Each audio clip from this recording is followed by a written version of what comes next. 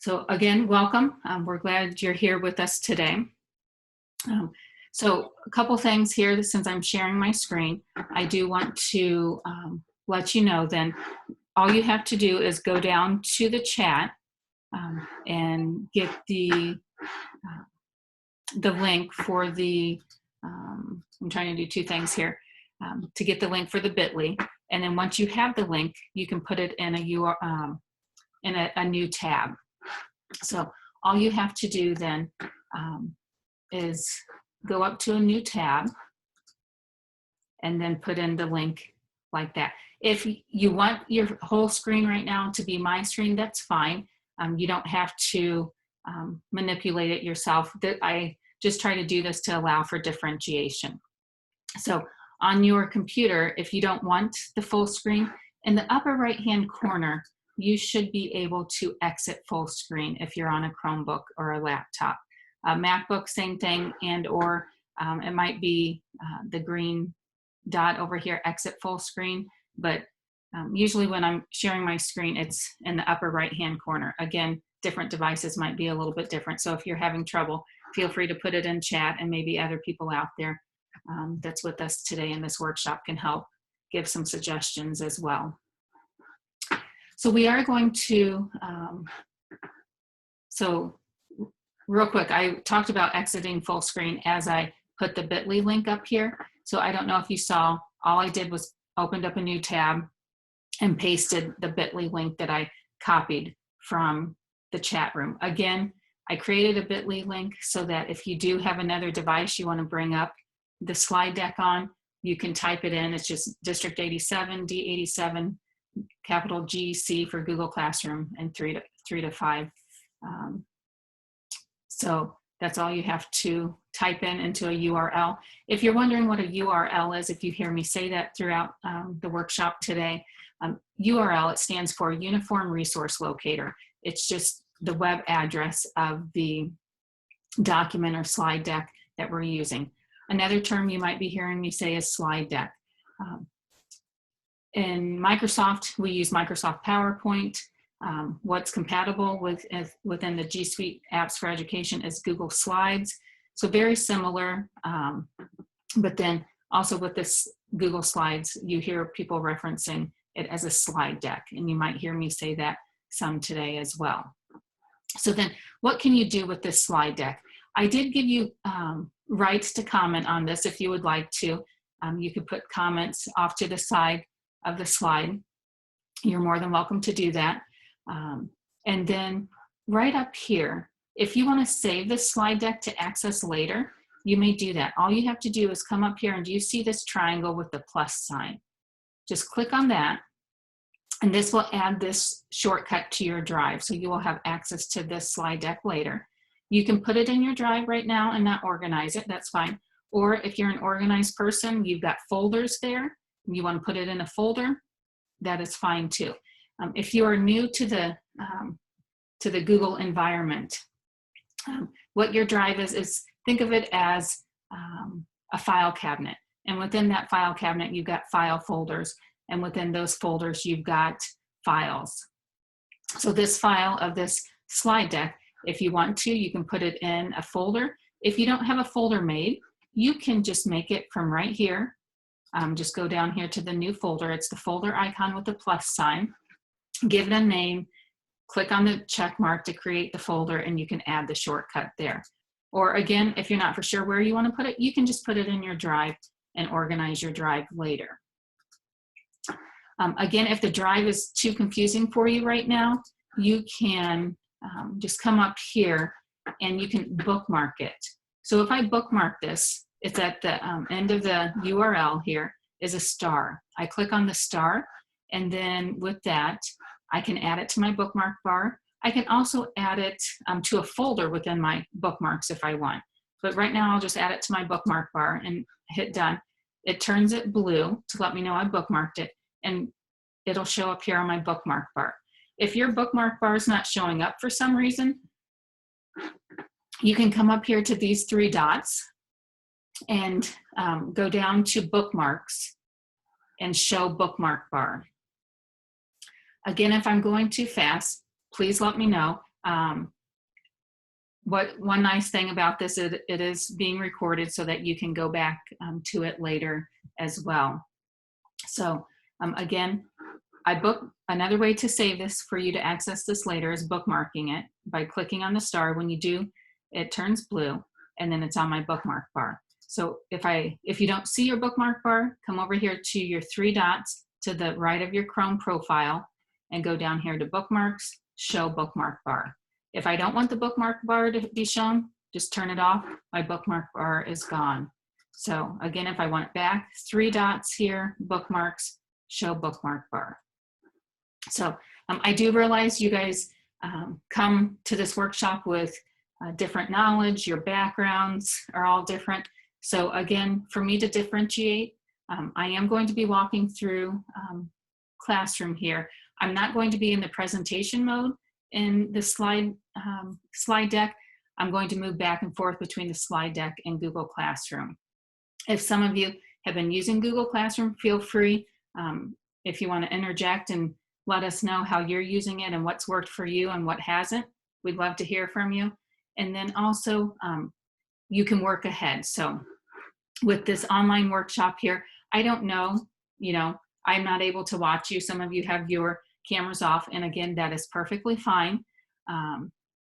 But again, to allow for differentiation, you may work ahead. That's why I have given you the slide deck here in the beginning, so that if you already know what I'm talking about, you're just not sitting there being bored. We can hopefully, you can utilize this time to the best the best that you can.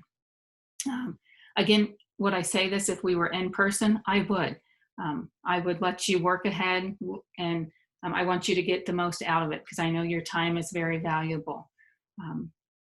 So again, I'm not going to be able to necessarily always look at the chat here. So feel free, if you feel comfortable, put a comment there for everyone to see, and we can all help out if you guys feel comfortable with that. If someone wants to take a role, and if you see that a lot of people are putting in chat that, hey, go over that again, or the same questions coming up again and again, please, if someone could interrupt me and let me know, because again, this workshop's for you. I want you to get the most out of it, and how I can help you with Google Classroom in your class. Again, I put in the link here to the slide deck. If you're just joining us, feel free. If you need help, reach out, and maybe someone else can help, and or it will be, you will have this recording available later. So right here on slide 1, this is a virtual classroom. I don't know if you've seen people create these here during this time of remote learning. And it's just, I created this using a Google slide, and I hyperlinked it. So you can link anything, whether it's words or pictures, to other web pages or within the slides. So right here, I've linked it to the Learning Technology Center of Illinois website. And then I've got some links over here to other opportunities within the Learning Technology Center. And then I also have it linked to my YouTube channel. So with this remote learning, people have been asking, hey, can I have recordings? Because maybe I've got a 3-year-old in the background running around and I can't give you my full attention, but I really want to learn this. So we've recorded these so you can go back to and, fast forward to parts of what you missed or what you need to review on. So if you go to the YouTube channel, you can just click there, and you can see the recordings, not only this one, but other recordings that we've done here during this time of remote learning. So feel free to take a look at these as well. A little bit about myself. My name is Lisa Schwartz. I did teach 19 years in the Quincy Public School District. I taught 6th through 9th grade in various subjects. The first 4 years, I did teach in self-contained classroom, 6th grade, and taught all subjects. So I can relate to the self-contained classroom there and trying to juggle many things.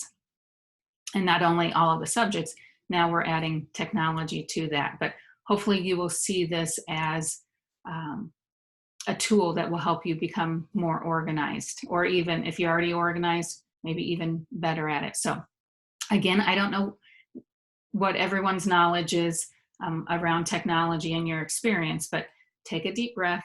We will help you get through this if you're a newbie. And sometimes it's good to learn new things because then you realize what your kids are going through at times. So I can relate. I had to learn about a year ago, learn more about Apple. I sat through a workshop and there was times I was lost. So when you're lost, if you don't want to put it in chat, jot down your questions or notes that you want to ask later, and we can help you later as well. So don't be so hard on yourself. That's what I notice sometimes as teachers, we are our own worst critic.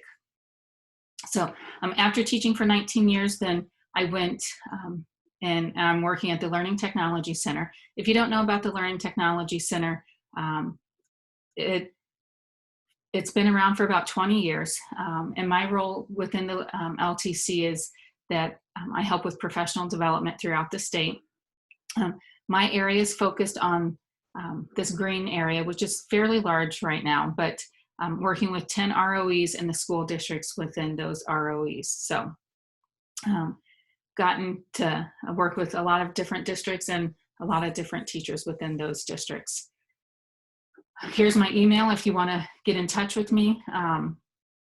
Again, love to hear your stories, your struggles, and we're here to help you. So if you, again, haven't heard of the LTC, if you look here on on slide 4, it does talk about the LTC, and we're not a business, we're not in sales, we're here part of the ISB program of helping teachers and schools with their technology. Again, if you need more PD hours or whatever you may need, if you look here, there's some links here. You can learn more about some other online learning or about some other events that we have. I think I skipped over slide 2. So let me go back up to slide 2 real quick here. Here's the sign-in sheet that I need you to sign in for today. So if you, on the sign-in sheet, if you can't access this link right now, I can put it in the chat for you to sign in. And that sign-in sheet is a form, a Google form. It looks like this, that you will fill out, just verifying that you were here today in this workshop. Also here on slide 2, I've got the bit.ly link again. And then at the end of today's workshop, I've got my own evaluation. I think it's three questions, if you can fill that out as well. I do have a printable PDF file here. Some people still want to print the slide deck, so you can go back and print it. And then again, the recording of this workshop will also be uploaded here to the YouTube channel. And then I believe Diane will have it at a place there for you at District 87. So if you want to take time and introduce yourself to the chat, I know many of you, I know you're from District 87, but are in different buildings, so you might not know everyone who's here in the workshop today. So feel free, if you want to drop your name and what building you're at and what you teach, feel free to do that as well. All right, so hopefully, again, people are helping me with the chat today as well, because it's, as you can see, I was trying to read the chat, but when I'm reading, I can't talk here. So I'll try to look at it here in a little bit. All right, are you guys all ready to go then? Okay, so we'll go ahead and get started if there's no general questions then about the slide deck or anything. So here on slide 6, I am going to kind of give you a Google overview, and then we'll jump into Google Classroom.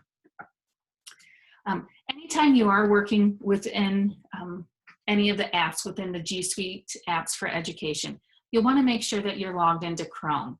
Why is that? Great question, because they play nicely together. It may not make sense right now to you, but as you go along your journey with Google, you'll find that you do want to be in Google Chrome. One big example is I had a teacher working with a student on a Google Doc, and the student wanted to use the voice typing tool. Well, it wasn't working. So I told her the first thing to check to see what web browser she's in. So a web browser could be Safari, Internet Explorer, and so you want to be in Google Chrome web browser, because then when she realized, oh no, she was working in Safari, then she changed it to, or she opened it in the Google Chrome web browser and it worked fine. So not all of the functions or tools of all of these apps will work in some of the other web browsers. So if at any time you're opening up a slide deck or opening up a Google Doc and you're not in Chrome, just realize that you might not have all of the tools available to you. So I've just gotten used to always using Google Chrome when I open up any of the G Suite apps for education. Another thing, and again, this may not make sense, but once you log into Chrome, you want to be on the same profile and a Google account. So right here, I'm in my work Google account profile. So right up here, I've got my, right here, this picture is my work picture. And I know this is my work account. You can see it's my work account right there. I can switch to my, I have my personal account here. I'm on a school board for another school, for a Payson School District. So I have an account with them. I am fortunate I have Blake, the student account for the LTC, so I can show you the student side of Google Classroom. And then I've got the Idea Chapter account there as well. So I'm in my work Google Chrome profile. So when I'm in my work Google Chrome profile, then I want to make sure that I'm in my work Google account. So if I switch over to my personal account, you see that I'm in my Chrome profile for my personal account and my Google account. So what I just try to do is I don't usually have other accounts signed in under my various accounts. If this doesn't make sense, don't panic. It will make sense when you have issues with saving things. So what do I mean by that? Sometimes if for some reason I was here in my, if I changed my accounts for some reason and I saved a document from my school board account to my personal account, I go back later and I try to find it and I'm confused on which account it is in. So again, I just try to make sure my Chrome profile is the same as the Google account I am in. How do I know? Look up here. Here's my Chrome profile for my personal account, and I've got my Google account here. If you notice another thing with your Google account, I've got some extensions up here. The extensions are not the same on my personal and my work account. Why is that? I have to add them to each account. You can't sync those. You can sync your Google account to other computers, but you can't sync my work Google account with my personal Google account. They are separate. Again, I don't mean to stress you out. If that just went over your head and you don't understand what I just said, I did put a couple links here later on. If you have those issues and you remember, oh yeah, that lady who talked about Google Classroom, she mentioned something about Chrome profiles and it didn't make sense to you right then, you have access to go back to this and look later. Or you can always Google it too. So just a little bit of information about the Chrome, why we are using the Chrome web browser and then Chrome profiles and Google accounts. What I've noticed with these trainings, teachers are having issues with, saving the slide deck. They email, I saved it during your presentation and now I can't find it. Well, they went over here and looked at their kids. They were using their kids' Google accounts and, or maybe it was their kids' Google Chrome profile up here. So it was saved there instead of their Google account. So moving on then to slide 8 and 9. So why is Google allowing us to use all of these apps for free? It's just their way of helping organize the world's information. And then of course on the back end, collecting all this data that they're getting from it. But this is why school districts are so concerned about the different apps and extensions that teachers can download. And usually they have control over it. I know Jim and Diane, with talking with them, that they're not pushing out, or you guys are able to send in emails to them of what extensions you would like that you've learned about, and then they'll make a decision based off of the SOPA guidelines. And I think Diane and Jim are going to go over those tomorrow during a workshop as well. Again here, what is G Suite for Education? It helps with you being able to communicate with each other, whether it's other teachers in the classroom, other students being able to communicate and collaborate. And then it also helps with the critical thinking and creativity. Here on slide 10, you might see, and slide 11, here are some different apps out there in the G Suite for Education.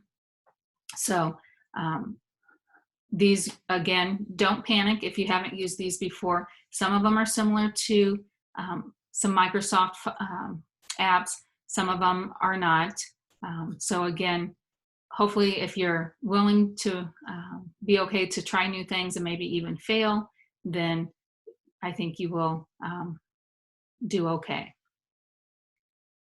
So again, here on slide 11, here's some more apps as well. So today with Google Classroom, we're going to go over how to create a classroom, add students, and do some of these other things that I have here on slide 12. So again, I haven't had time to look at the chat. Are we all doing okay out there? I appreciate people putting in your grade and what school you're at.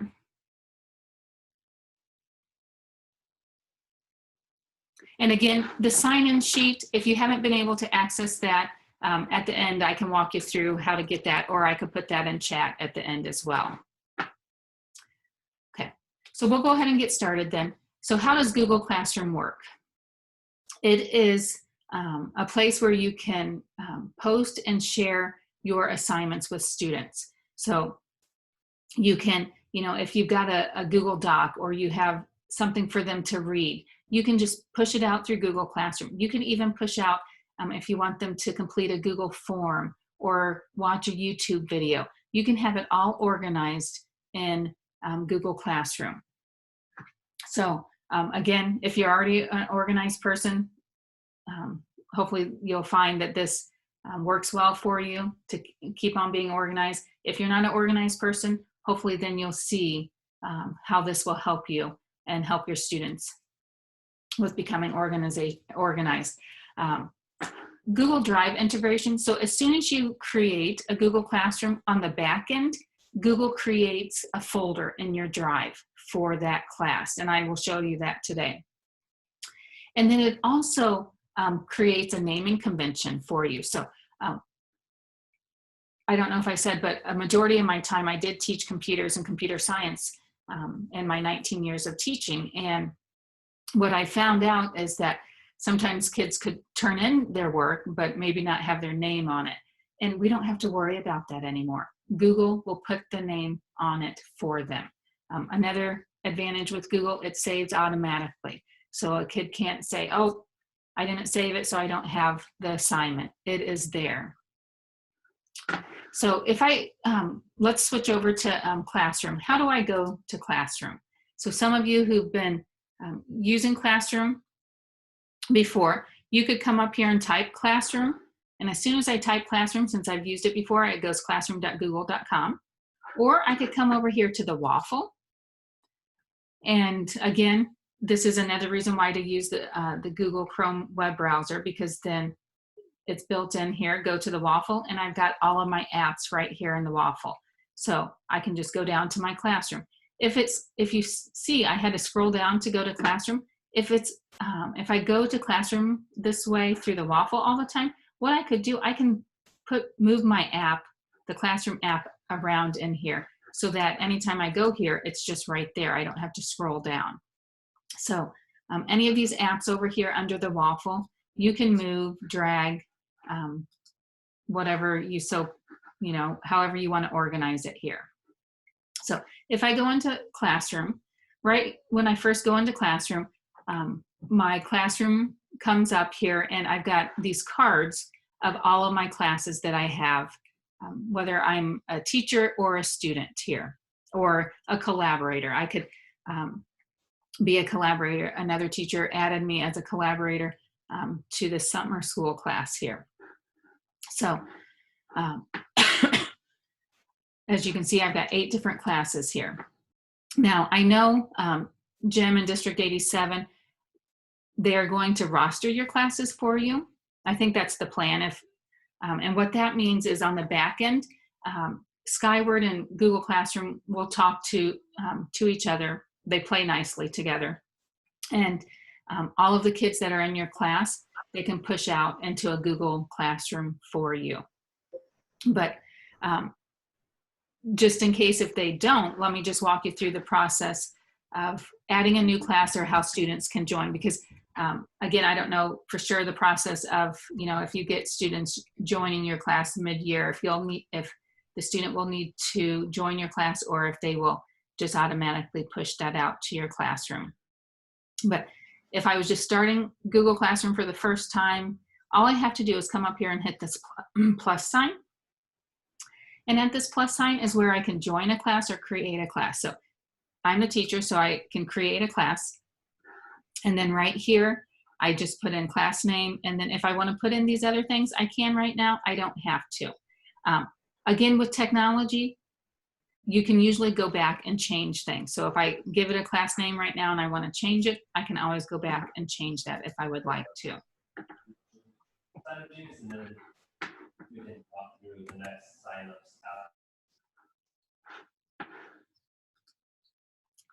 So for a kid to join a class, all I have to do here is go to the plus sign and then to join a class, and then all the kid would have to do is put in the code, and I'll show you where the code is. Once they put in the code, then they are members of the class, and then it'll say you'll have, if they join this class, then it'll say I have 3 students for this class. So I'll go ahead and click on my class. So here's my class with the differentiation workshop. So if I needed students to join this class, here's the class code right here.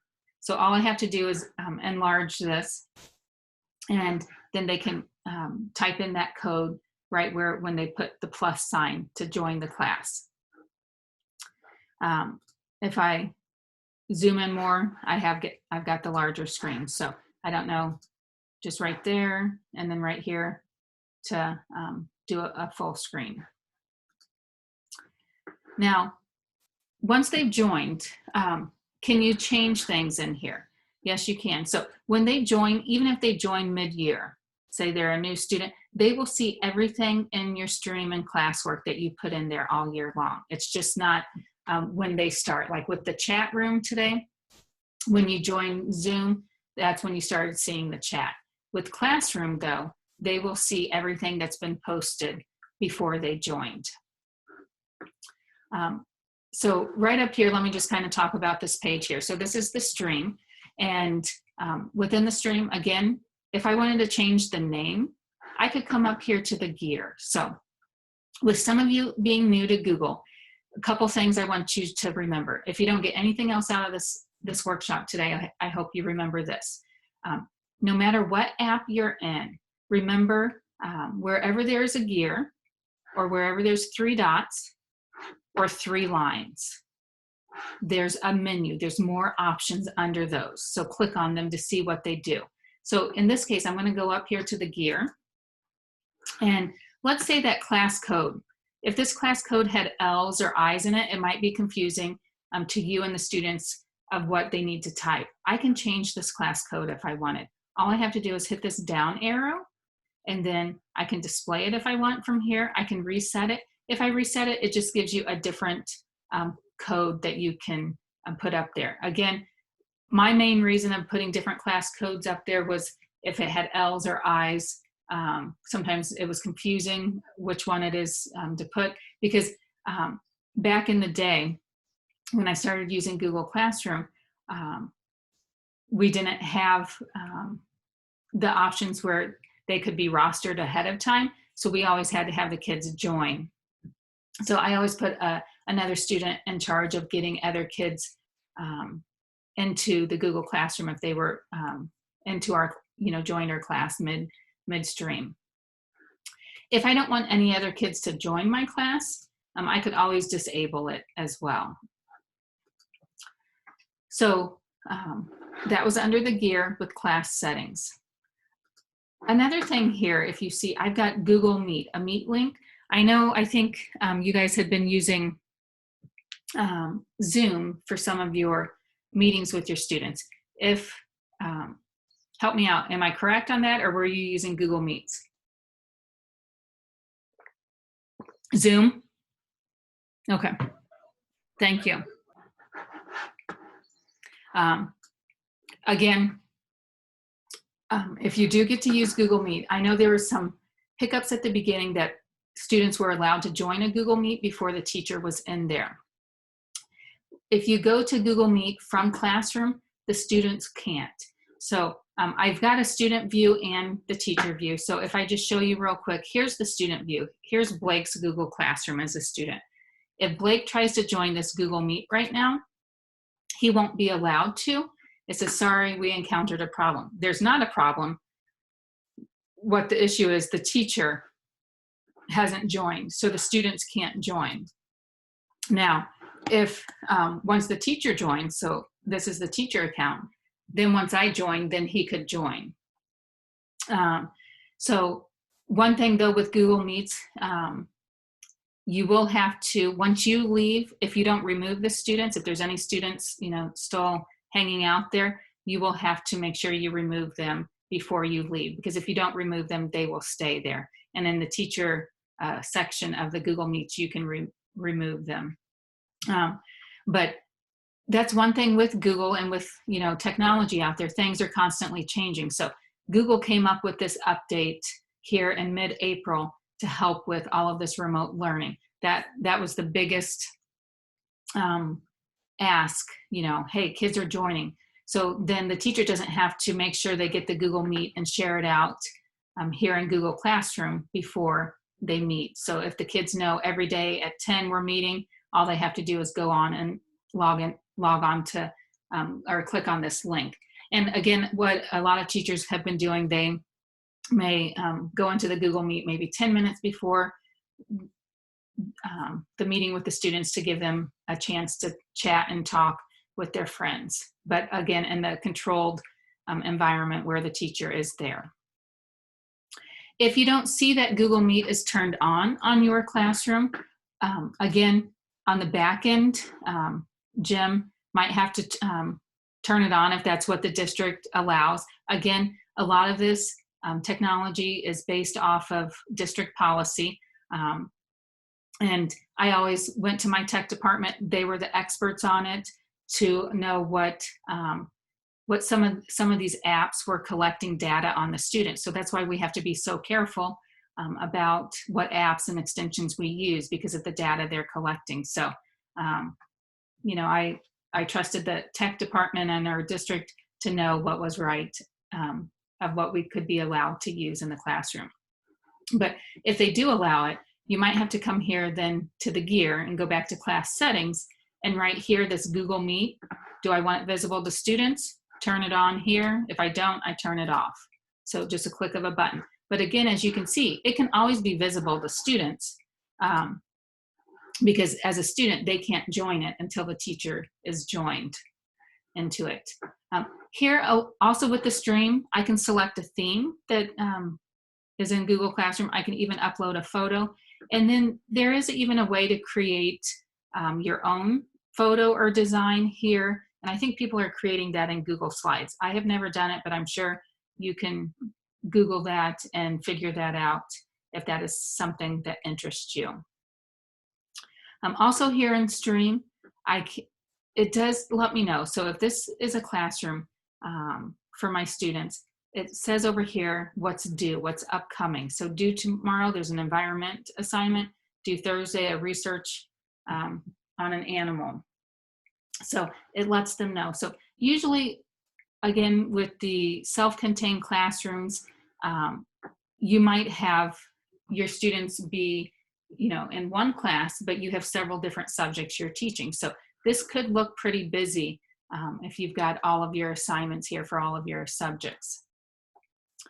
With Stream, what you can do, you can share something with your class. So if I want to share a message, I want to upload a video or something, I can share it here. This is not where I share my classwork though, my assignments. I'll share under classwork, and I'll explain that in a minute. But here with the class, share with the class, you can share different things. If it's not an assignment, nothing that you want them to for sure, take a grade on, you can share out. And as you can see, you can add different things here that you want them to take a look at. So sometimes just resources if you want. If it doesn't go along with an assignment, you could share here. What I mainly did though, I use Stream as a place for them to communicate with each other. And then if you see right here, it says Lisa Schwartz posted a new question, posted a new assignment. Okay, I didn't type anything here. When I posted in classwork, then on the back end, it tells, it comes up here in Stream to let the students know, hey, you got some new assignments there that the teacher posted. So again, Stream, some teachers use it differently, and I'll show you how you can manipulate the stream here in just a second. Also here, as you can see in Stream, I put watch a video, but whatever you decide to do, how you set up your classroom, you will want to make sure you explain to the kids your process of organizing. Again, with you being, self-contained classroom and mainly you just having your own kids or your own students, they don't have to worry about the different organization within other teachers' classrooms. So what do I mean by all of this? So right here, you're seeing I've got posted a new question, a new assignment. Again, here's 3 dots. I can move this to the top if I want. If it was not the top, I could edit this. I could copy this link. But let's say I don't like this. I don't want this on Stream because kids are getting confused of where to look for their classwork. Go up here to the gear. So here in the gear, this is where we change the class code. Here's where we can make the link for Meet visible. Right here, under Stream and classwork on the Stream, I'm going to talk about these 2 things. With Stream, it says students can post and comment. So again, in my classes, I did try to teach digital citizenship and talk about, hey, everything you post here, everyone can see, and, had that discussion, had that lesson. Did I still have some kids who posted not appropriate things or just kept on posting hello or putting posting irrelevant things in Stream? I did. So there's a couple of things you can do. So students can post and comment. If I want to leave that on and give them a moment, to teach them about it and how they can post.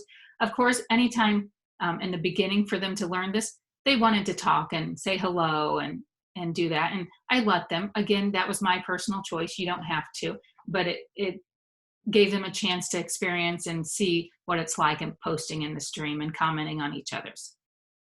But then once we got into the class more, then I said, okay, let's use Stream to ask questions, or if you have problems, that they could help each other rather than always relying on me to help them with their questions. I could also give the option where students can only comment. So again, they couldn't post anything, but they could comment on my post. So that could be an option, or only teachers can post or comment. So if I saw that the students couldn't handle this, I could turn that off and only teachers could post or comment. Again, it depends on your classes, your students, and how they are. For the most part, I was able to leave this on for most of my middle school classes. One class, I had to just turn it completely off. I had a couple kids who were abusing it and weren't using it for classwork. So I had to actually go over here and turn on only teachers can post or comment. Google now has it set up where you can mute a student. So you don't have to post, you don't have to change it to only teachers can post or comment. And I'll show you where you can mute a student here in a second as well. The other thing on Stream, if you saw that you saw a condensed notification. So it showed that the teacher posted a new assignment or posted a question. So that's the condensed notification. If I don't like that, I can hide it so the notifications aren't shown up there on stream. Again, it's your decision. You have the rights to turn that on and off, whatever you like. But just again, might want to explain to the kids, where they go for their assignments and how that if you keep this here in stream, that it's just a notification to let you know, hey, there's something new posted in classwork. You could have all of the attachments and details shown in stream as well.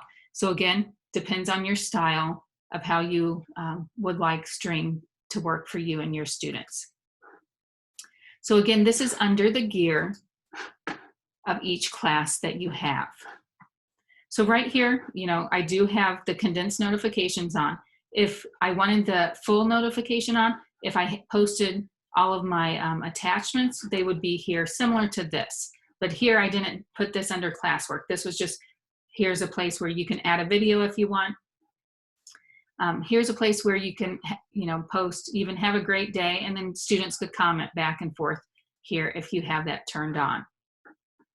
If I go back up here, if I want to just go back to the home page in Classroom, this will just take me back to the stream. That's the home page. So since I'm already on the stream, it didn't take me anywhere. If I go to these three lines here, I can, this brings up another menu, and I can get if I have other classes, I can go to the other classes right here. So I'm going to switch over to a different class and show you how students have commented and how you can mute students. So in this classroom, I've got, so Chris Roberts commented here, and he says, woohoo, no homework, okay? These three dots here, so this is a student in the class. These three dots, you're the teacher. I can mute him if for some reason he's saying things that I don't want, but I can just mute Chris, but then allow all the other students to still communicate here in stream. So again, this is Google's Classroom, always changing things. So, today you might see things. In August, when you dive more into Google Classroom with your students, things may be a little bit different. So they haven't usually been a lot different, but they may add, hopefully, add things or tools that will help you better, better using Google Classroom with your students. So again, if they are typing in inappropriate things or typing in, just, can I say the word stupid? I don't use that word in my class, but if they type in stupid things here, you could always delete that there as well. So again, it's a lot to take in. I worked in a Microsoft school district. With me being the computer teacher, I thought, oh, let's try Google Classroom. It was blocked for many years for us. And then when it finally became available that we could use it, I thought I would try it. Again, everyone around me was using Microsoft. I tried it with the students. Did I make mistakes? Did I fail? Did I do things that give editable rights on documents and to all the students? I did, but we learned from it. The kids were very forgiving, and they saw me as a learner as well. So hopefully today, when I hopefully get time to answer some questions here, you'll see I might not know all of the answers, but you'll kind of see my thought processes and maybe how I go about learning. And then in using my resources, and then also I'll reach out to you, to you guys. That's why you want to surround yourself with people, with teachers that are using technology as well, so that they can help you as on your journey. Again, sometimes with students, if they're in a different classroom with another teacher using Google Classroom, reach out to the students to ask. They may have more time than another teacher to give you suggestions on, hey, this teacher's doing this with Google Classroom, or have you thought about this? So again, it's a journey, and hopefully you will have more questions as we're going through this Google Classroom today. Why is that? Because then you're trying to take it all in and trying to understand it and wrap your brain around all of this. I'm like many of you, I would rather be in person and be able to stop and interact with you guys more, and have you guys interact with each other more with answering questions. And we'll try to do that here in a little bit as well, if time allows. But when I was working with the teachers yesterday with Google Classroom, the pre-K to second grade teachers, you know, some of them like, wow, this is a lot to take in. They need more, they feel like they'll need more training later on before school starts. Or again, some of them said, oh, this was just what I needed. So again, everyone's at different spots, and hopefully you're breathing out there. And, you know, I guess if I'm stressing you out too much, you can easily mute me, right? So that you don't hear me. So I want to move on to classwork here, but you know, here's Stream, and hopefully as we go on this journey this morning, that you'll be able to connect and understand more about Stream as you learn about classwork. But before I start on classwork, are there any of the same questions being asked in chat? Anything that we need to talk about right now? And if someone wants to unmute, if you've been able to look at chat, feel free to unmute.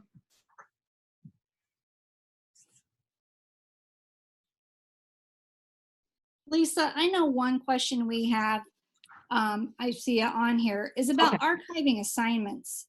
You know, it's kind of frustrating when, you know, you want to save that assignment to use next year, and there's no place to really do that. Yeah, great question. So what you'll want to do in that case, from year to year, what you'll want to do is archive your whole entire class.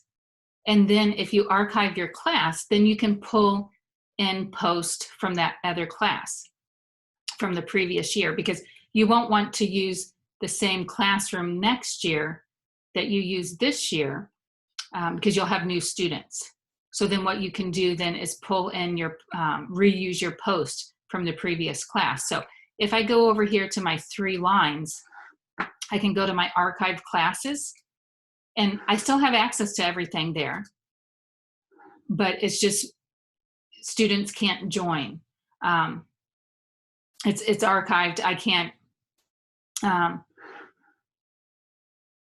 I guess I could restore it, but you know, right now I can't change it. So if I want to come over here to the archive class, then I can see what I've done in the past years. It's all still there. And I'll show you how to reuse a post from this archived class. So that's a great question. And you know, if you, as you're adding assignments, so if you're, again, it allows for differentiation even for teachers. So if you're an organized person, you want to put all of your assignments out there for the week, for the month, you can. You just don't have to assign them to students right when you you draft them up. You can save them as a draft. Right, but what if, like, what I'm noticing too, as we've been using Google Classroom through this remote learning, is that you can save a draft before you want to assign it, but like, I'm getting so many assignments on there now that, you know, 4th graders tend to get overwhelmed and they can't seem to find maybe the new stuff. You can't hide that assignment again. Yeah, that's a great. That's a bit frustrating too.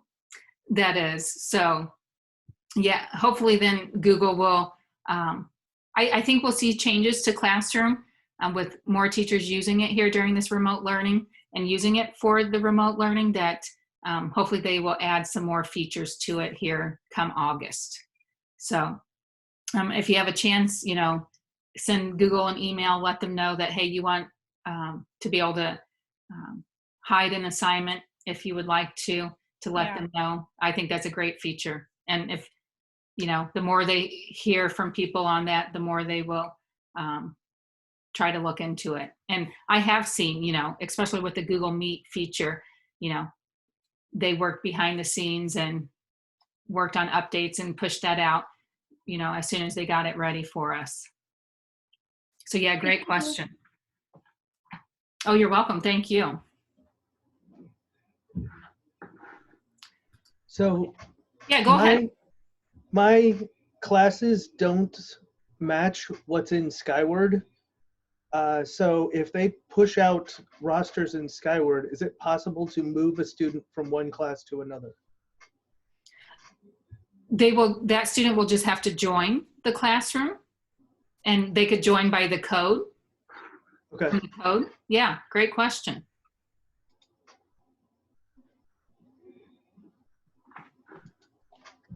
And hopefully they will. I mean, it's, you know, the students that are in your class is always fluid. You got students moving around, students joining you in the district. So yeah, you can always add students to your class. So great question. Mark, did that answer your question?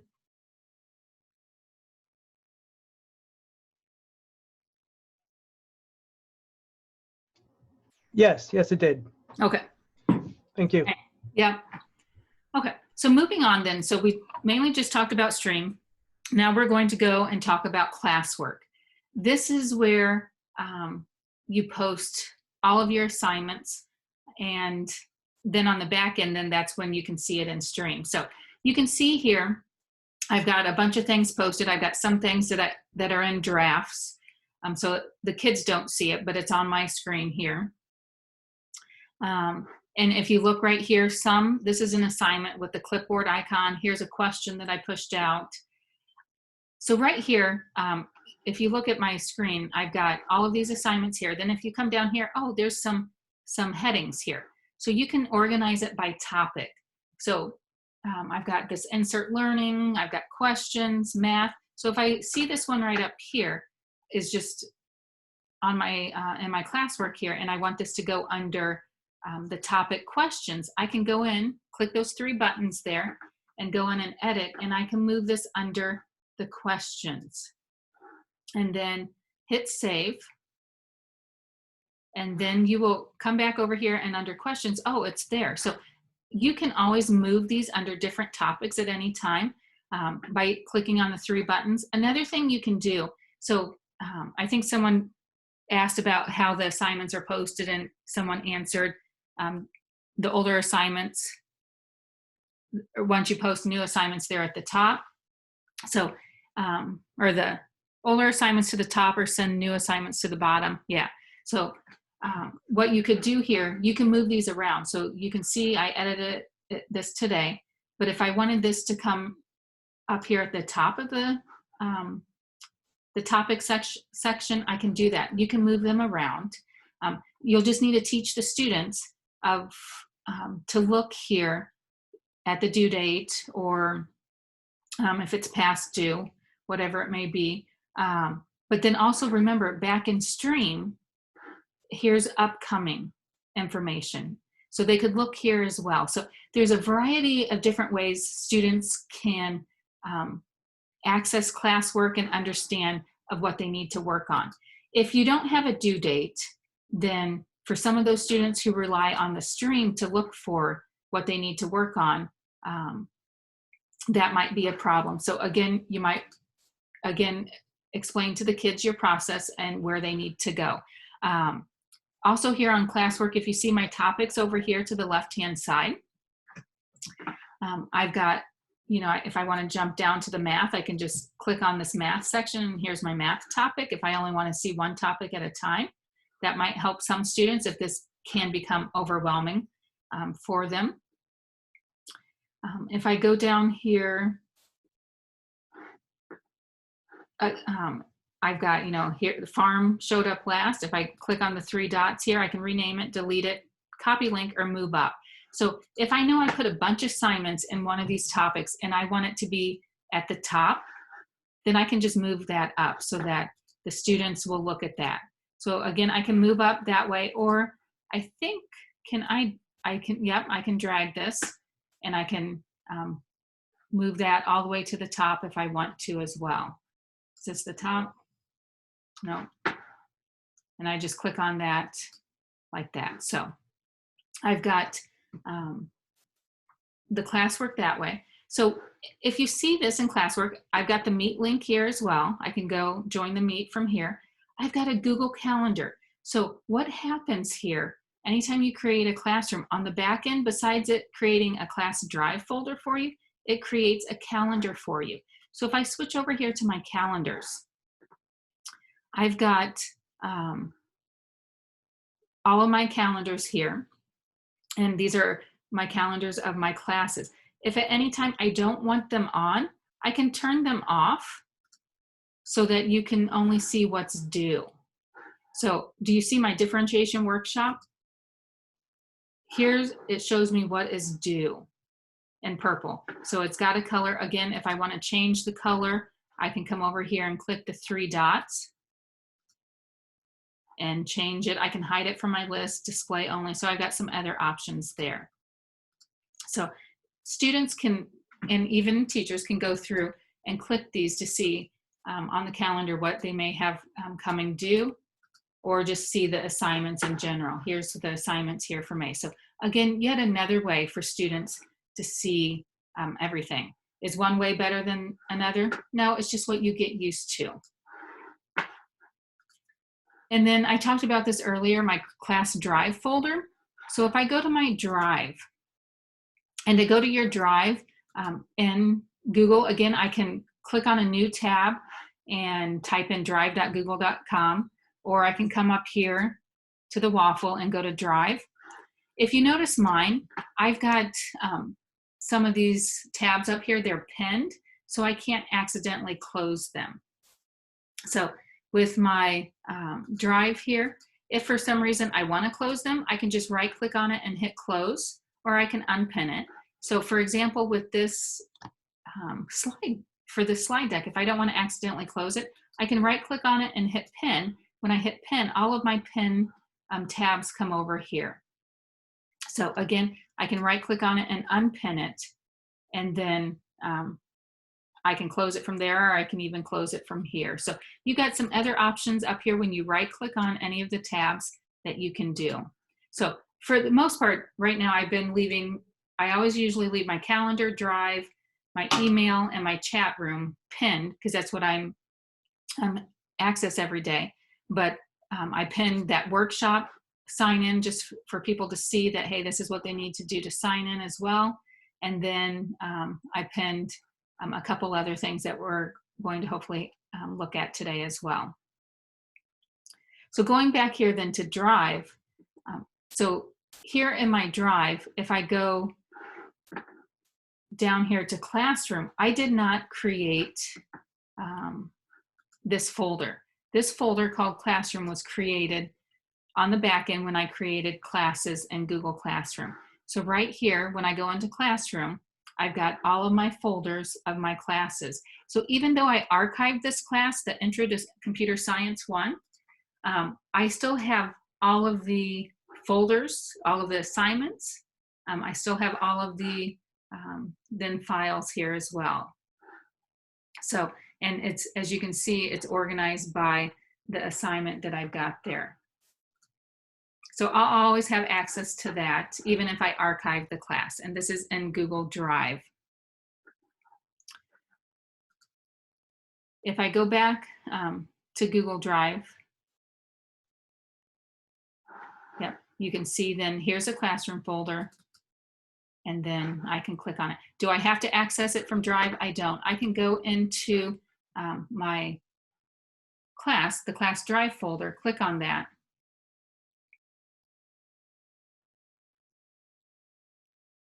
And here I can access everything in that folder from here as well. So how do we go about creating these assignments that I've been showing you? So if I go down here, well, let me show you. So go up here to create. Right here under create, here's where I can create assignment. Some other apps or extensions may be pushed out to your G Suite for apps for education. Again, depends on what District 87 decides. And they will, again, play nicely with Google. You could do a quiz assignment, a question, material, or reuse post. So let me first talk about assignment. So if I go to create assignment, this is where I will go to create an assignment. So I can put a title. So if we're are studying fractions, and if I want to be, be more specific and put addition, I can put that. If I want to put instructions here, I can. I know during this time of remote learning, sometimes people are putting even instructions in here, or advice to parents, like letting them know what you might do in the classroom, maybe some suggestions, or give them questions that you might be asking the students if they were in your classroom that might help the parents ask their own child if they're helping them with this lesson. And then I can come right here and I can go to add. And I can add files again from my Google Drive from a link that I have, a file, or a YouTube video. So first off, if I show you how to add a file from Google Drive, again, I've got my recent files that'll pop up. So if I want to add my Google form here, all I have to do is click on it. Can I add more than one thing at a time? I can. Hold down your control key and you can add more things to it as well. And if I just click on add, and right here, so here I've added a Google form, here I've added a Google slide. So if you are using Google Forms, and I know some of you don't know what a Google form is yet, don't panic. If we have time, I'll talk about it today. If not, if you go to my YouTube channel, I did do a workshop on Google Forms that you could take a look at it, or Google it as well. And I think some other teachers at District 87 have been giving other workshops on some of the other apps, and there may be a Google Form one out there. But if I turn the lock mode on, what this means is that students can only access this Google form if they are on a district-owned device, that the district manages those Chromebooks, those iPads. So if you know some students are accessing some of these resources via their own device, you might want to turn that off. My son was using our laptop to access some of his work. He wasn't able to get into the Google Forms because it was only allowed to use on a district-owned device for this lock mode on Chromebooks. Because what that does is kind of like with map testing or some of the other state testing that we have to do, that it locks them out of all the other tabs, that they can only be in their Google Form tab to do, whether it's a quiz or a test. So that's what that lock mode on Chromebooks is. This Google Slides, what do I want the students to be able to do with this Google Slides? Do I want them to view the file? Do I want them to edit it or make a copy for each student? For the Google Slides, I could have view. If this was one that we were collaborating on and I wanted them to edit, I could give them editing rights, but that would mean they would have control over editing the entire Google Slides. They could go in and delete things. So again, with the editing file, know that it gives them rights to edit the file, delete anything on there as well.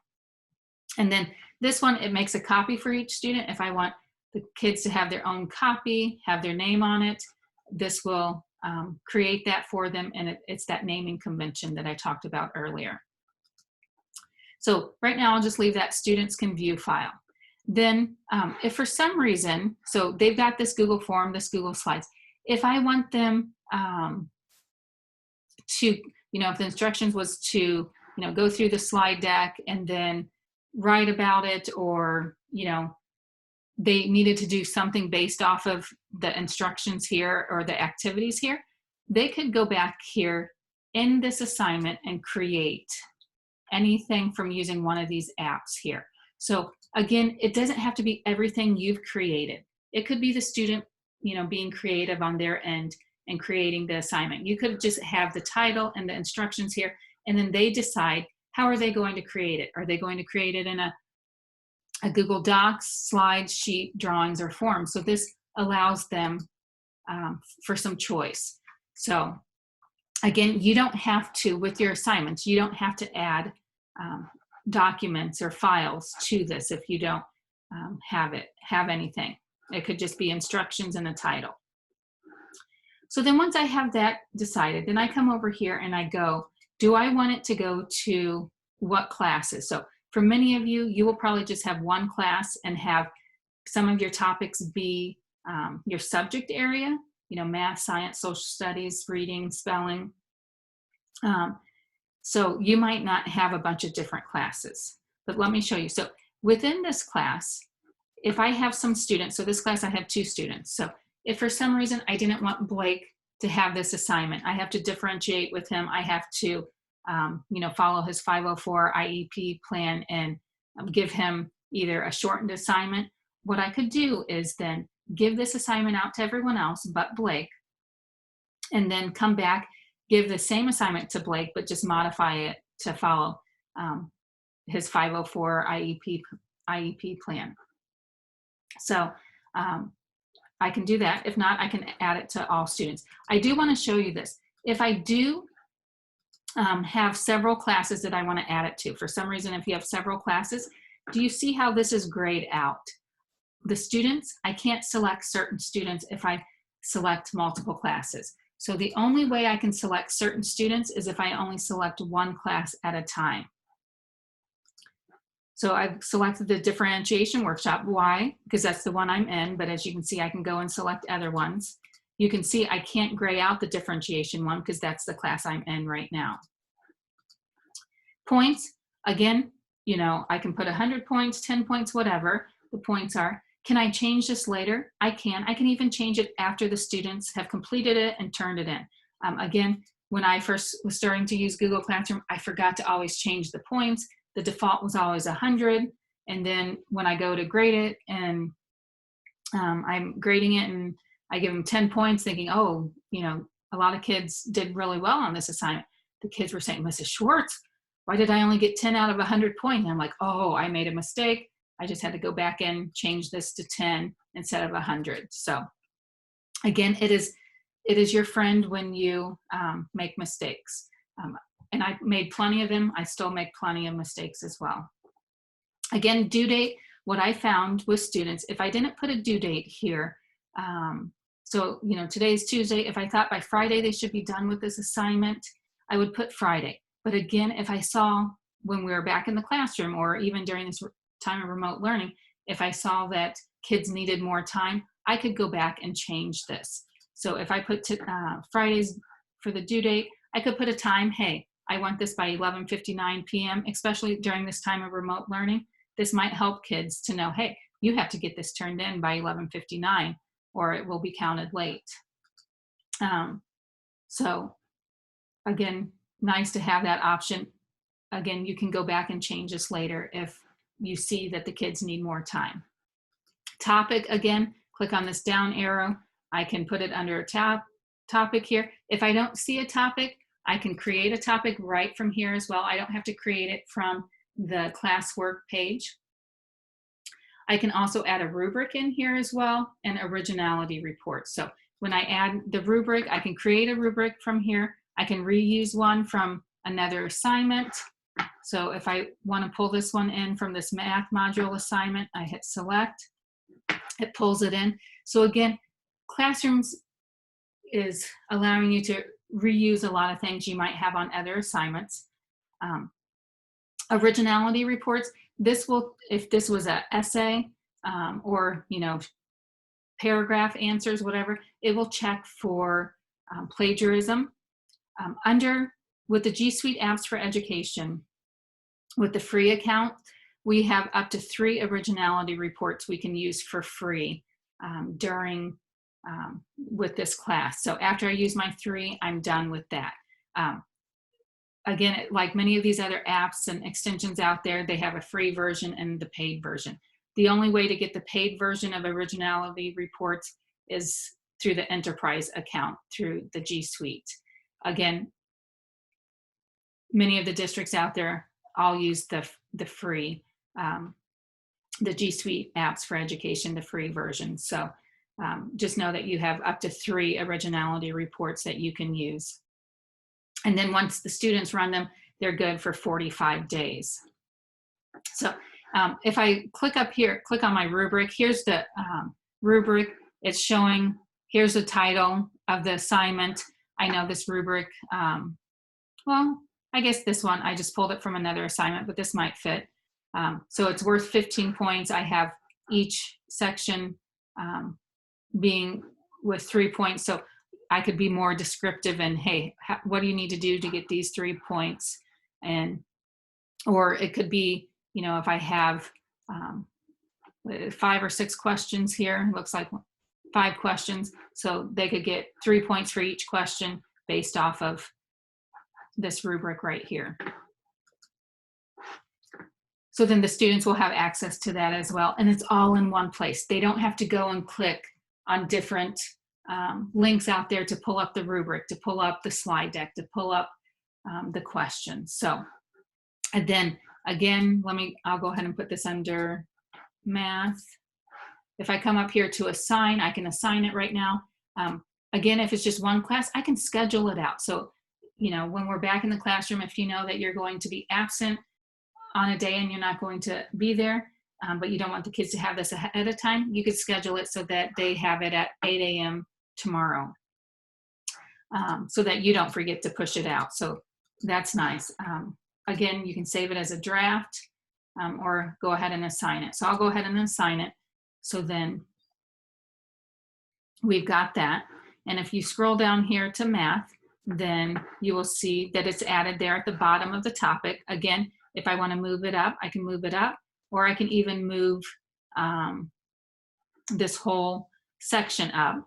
So again, you might think about if you know, and see what other teachers might do. Would it be most beneficial just to have one Google Classroom for all of your subjects, or would it be good to have a different classroom for each subject, even though you have the same students? So I don't know if there's been talk about that yet at your district or not.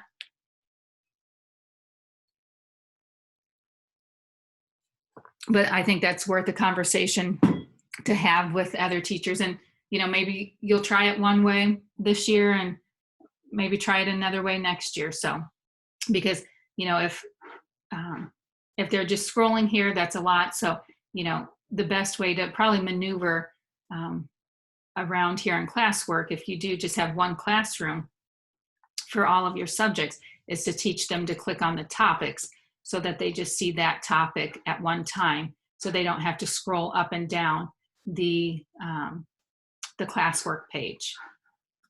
Any thoughts? Lisa, I have a question for you. Yeah. Sometimes when I assign things, the kids see share for the, like when they have to turn it in, and Yeah. sometimes they see turn it in. So it's different things. Why is that? Okay, so let me go over to the student side. Great question. And yeah, this is the student one. No, that's right here. Okay.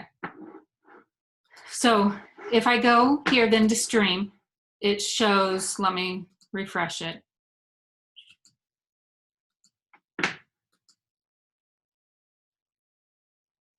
And hopefully, was that Jeannie that asked that question? Yeah, Janine. Oh, Janine, I'm sorry. So right here, I'm on Blake's classroom. It shows, hey, the teacher posted a new assignment. I can click on that, and then it takes me to the assignment there.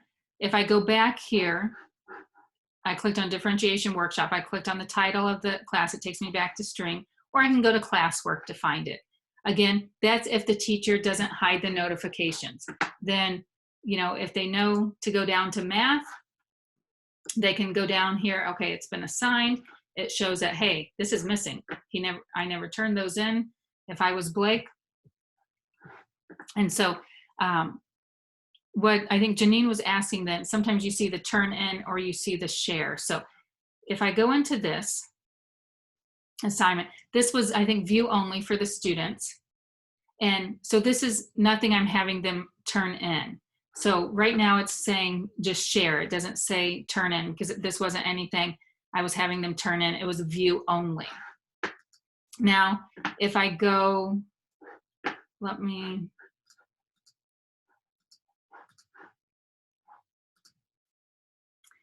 if I go to this assignment, this math module assignment, it's showing turn in. So let me kind of go back here. Did it show turn in for that?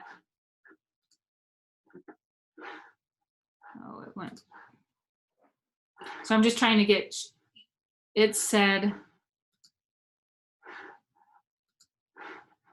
I'm just trying to show you that when I went to this other assignment, it showed turn in. Why? Because I created this document to make a copy for the student, and so that they need to complete something and then turn it in. So okay. I think that's the biggest difference. If I go back here to classwork, and again, if you're kind of confused right now, don't beat yourself up. It will, the more you work with it and try things out to see. I know you can't see the student view. That's been a big ask. for Google to have, to be able to see what the student sees. What I always did, again, it was in the classroom, I asked the student, hey, can I see what this looks like on your screen when I push this out? What some teachers are doing during this time of remote learning, they're, you know, having a Zoom meeting with either the parent or one of their students to see if they can share their screen so you can see it then. I know it's an added step right now, but so if I go to this assignment here, I didn't assign anything for them to complete. So here on this Google Forms, it's not letting me do this because right now I have it set up for them to only submit it once. So since Blake's already answered it, it won't let him do that again. If I go back here to the rubric, here's the rubric so that students can see. And I'm wanting to go, okay. So here's the assignment. I didn't assign them any other work like I did on that previous assignment there that it showed turn in over here.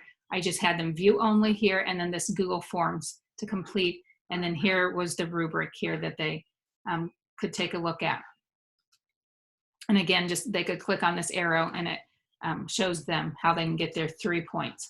Up here, so if for some reason I'm not telling them specifically to go to Google Docs to work on an assignment, they get to use their own creativity and answer the questions or do the assignment. Right here, add or create, they can create from right here from this assignment. So let's say I'm going to create a Google Drawings. Right up here, watch what happens here. Usually it doesn't take this long, and I live out here in the country and internet sometimes doesn't always work the best. My internet service provider, they say sometimes it's atmospheric disturbance. I don't know if anybody else has that issue or not. But again, so right here it's turn, it says Blake's assignment, puts his name on here and then puts the title name of the assignment. And then I've got to turn in. So Blake, right from here, he can work on this assignment using Google Drawings. That's what he decided he wanted to complete if this was, you know, a choice. And he could complete this. Just for time's sake, I'll just put in a shape here and, whoops.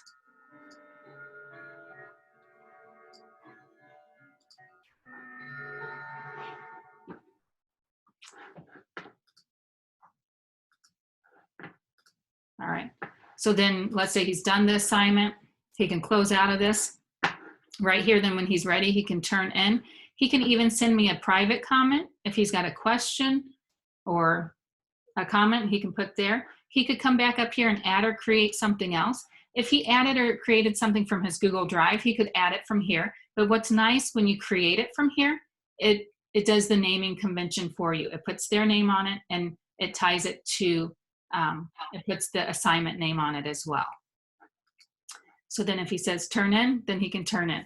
So again, I loved your question. The reason why it didn't show turn in because I just had them view the file. I didn't have them edit the file and or make a copy of the assignment.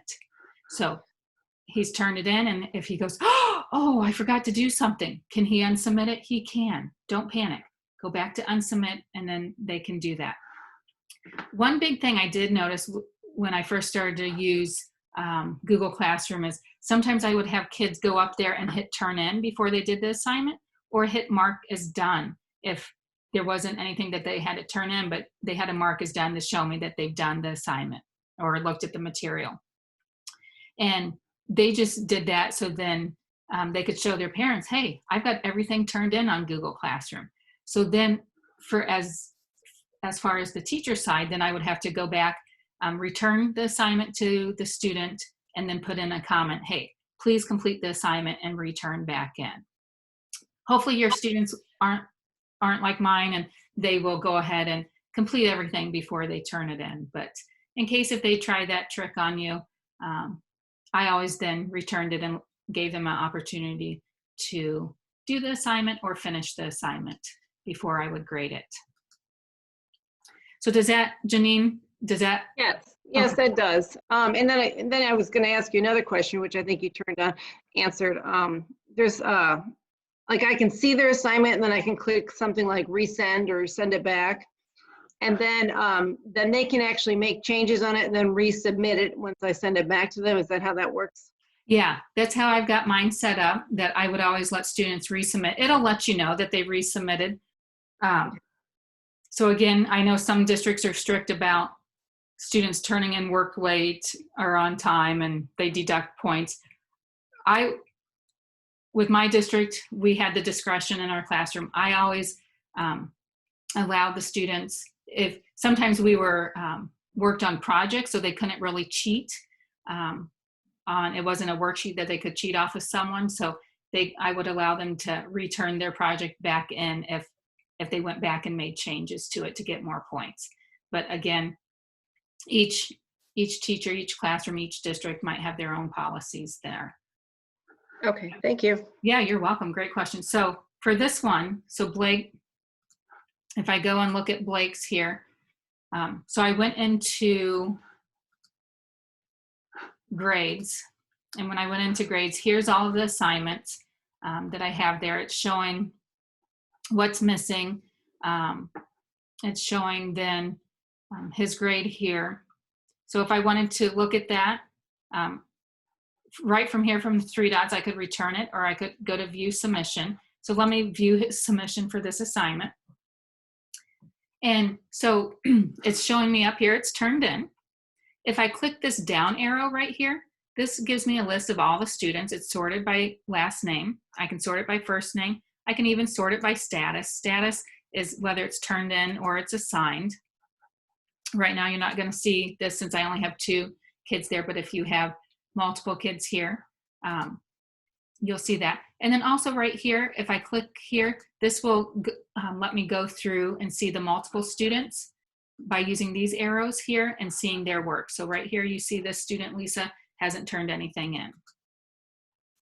So if I go back here to Blake, so if I see Blake, oh, he's done one thing on this assignment and he needs to do other, there's some other steps he needs to complete. So I can come over here, it's showing it's turned in, what time it turned in and what date. I can put this on its own screen if I want to open this in a new tab, I can. This symbol here is Google Drawings. Here I can give them a grade. Normally, if I put a low enough grade on here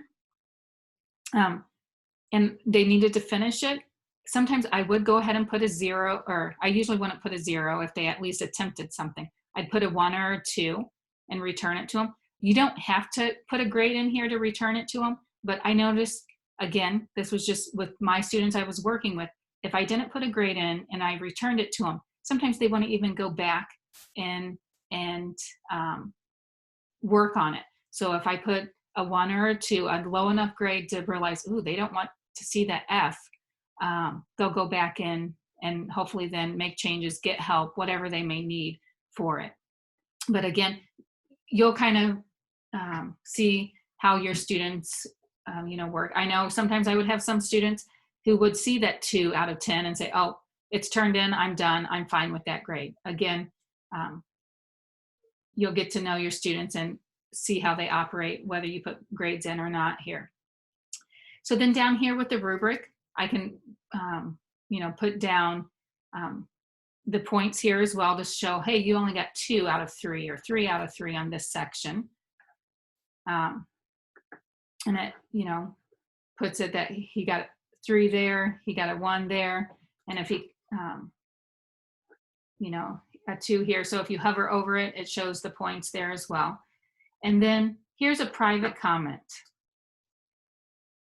I could type in a private comment to, redo and turn back in. Well, I found that I was typing in the same comments over and over again. So do you see these 2 buttons here? This one's for grading. This gets me this area here. This one's comment, my comment bank. So click on that. And here's my comment bank. I can add to my bank if I want, but whether it's, if I kept on saying, I like your work, or please see me to go over the assignment, or finish answering all of the questions, please finish your work and turn back in, whatever it is. So if it's this one I'm using a lot, click on whichever one I want, copy it to clipboard. As you can see, I can always edit my comments. I can delete them, or I can even add some here. Then go back up here to this grading icon. I can come back down here and then paste in my comment right there. So I've got a chance then to do that. And also, if you saw the grade actually changed based off of this rubric here. So I don't have to put a grade in here if I fill out the rubric. As you can see, my 10 points here does not match my rubric, my 15 points. So right from here, if I saw that I made a mistake, I can change the total points. I don't have to even go back to the assignment. And then if I change it, then it should change it for the entire assignment then. So you can see then, as I'm putting this in, my grade up here is changing as well. Oops. And again, you don't have to use a rubric, but if you have one and you want to, you can use that. And as you saw, you can reuse that rubric from assignment to assignment. So then here right now it's telling me it's not returned. But if I want the student to go back in and have access to it, I want to make sure I return it. What do I mean by that? If I go here to the student view and the student tries to open this back up, it's view only. They don't have editing rights. Why is that? Because they can't, because it's turned in. It's showing the teachers has, once the student has turned it in, it's in the teacher's drive. The teacher has access. And again, that is set up so that the student, once they've turned it in, they can't make changes. Or you would probably go insane thinking, okay, when they turned it in and I graded it, they only had 10 out of 15 points based off the rubric. And I'm looking at it now and they've got it all right now. So again, that is there so that it doesn't make you go insane from, you know, why you gave them only 10 out of 15 points and then you look at it again and it's 15 out of 15 points. So Janine, if you're still with us, here's another option of why it's only showing share, because they don't own it right now. They can't turn it back in. They can't edit it. They could just share it. So if I want Blake to go back in and finish this, then what he would need to do, he could unsubmit it. And if he hits unsubmit, he could go back and do it. But since I've graded it, what I would want to do then as the teacher, I would want to return it to him now. So again, I could return the submission now. If I graded, 20 of these right now, I could return multiple submissions all at once so the kids get them. So I'll go ahead and return the submission now. It'll let the student know, and then they can check any grade you've left. I hit return. And then if I go back to the student side of it, here it says resubmit. So now the student should be able to open this. They get the rubric here. Here's the points they got on it. Again, I like this visual that it shows them this is where 3 points, 2, and 1, and they can see where they scored. Again, they can click on that to see it in more detail. And then if I come back up here, so now the student, if they wanted to, it doesn't say view only. So then they can go back, make the changes, add whatever they need to. They can't turn it in right from here. I don't think, you know what? I have it open still. Let me close it. And then let's take a look.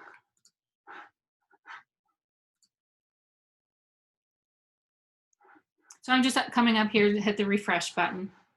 So then if I click here,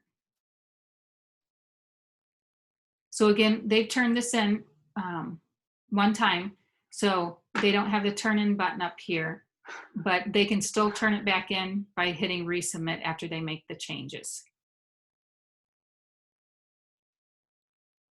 So that's a lot to take in about this grading. I've kind of shown you the teacher side, the student side. Any general questions out there?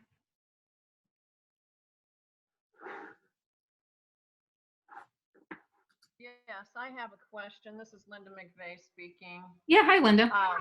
Hi. Somewhere I'm confused because I have when a student sees that they've already responded, they can't go back in when they get that message. They can't go back in and resubmit it? Right. Okay, great question. Fix that. Okay, so I showed you earlier how you could go to the gear and go to some settings with stream. And here's some other settings down here as well that I haven't talked about. But I told you also, don't forget to go to these 3 lines. If you go to these 3 lines here, this is how I can maneuver. Another way I can maneuver my way around or navigate around Google Classroom to my other classes. I can go to my calendar from here. I can go to my to-do. But to answer Linda's question, if I go to settings,